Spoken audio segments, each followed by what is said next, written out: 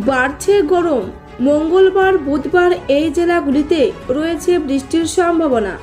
কেমন থাকবে রাজ্যের আবহাওয়া? তো আগামীকাল ও বুধবার রাজ্যের কোন কোন জেলাগুলিতে বৃষ্টির সম্ভাবনা রয়েছে, কোথায় কেমন বৃষ্টি হবে, এই বৃষ্টি কতদিন পর্যন্ত চলতে পারে, এ নিয়ে বিস্তারিত জানিয়ে দেব। তাই ভিডিওটি সম্পূর্ণ দেখবেন। ভিডিওটি ভালো লাগলে লাইক করবেন আর চ্যানেলটিকে সাবস্ক্রাইব করে পাশের বেল আইকনটিতে প্রেস করে আমাদের সঙ্গে থাকবেন। তো চলুন এবার এক নজরে দেখে নেওয়া যাক। দিনের বেলায় গুমোট গরমে অস্থির বঙ্গবাসী। বেলা বাড়ার সঙ্গে সঙ্গে গরম আরও বাড়ছে। এদিকে নির্ধারিত সময়ের আগেই বাংলায় বর্ষা প্রবেশ ঘটেছে। তবে উত্তরবঙ্গে আটকে রয়েছে বর্ষা। 4 দিন আগেই উত্তরবঙ্গে দক্ষিণ পশ্চিমী মৌসুমী বায়ু প্রবেশ করেছিল, কিন্তু দক্ষিণবঙ্গে কবে বর্ষা ঢুকবে সেই প্রশ্নই এখন সকলের মনে।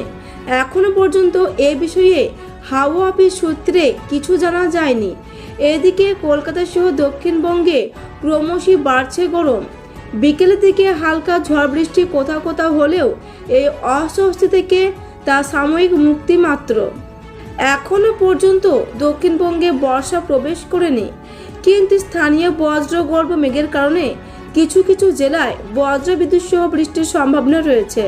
আগামীকাল ও বুধবার উত্তরবঙ্গ লাগোয়া জেলাগুলিতে বৃষ্টির সম্ভাবনা রয়েছে।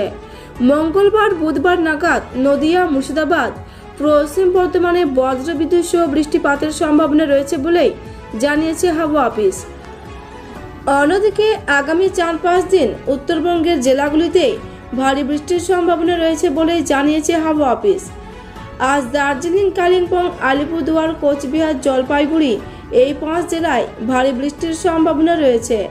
পাশাপাশি মালদহ এবং উত্তর ও দক্ষিণ দিনাজপুরে মাঝারি থেকে ভারী বৃষ্টির সম্ভাবনা রয়েছে। আবার কোচবিহার, জলপাইগুড়ি এবং আলিপুরদুয়ার এই 3 জেলায় ভারী থেকে অতি ভারী বৃষ্টির সতর্কতা জারি করা হয়েছে।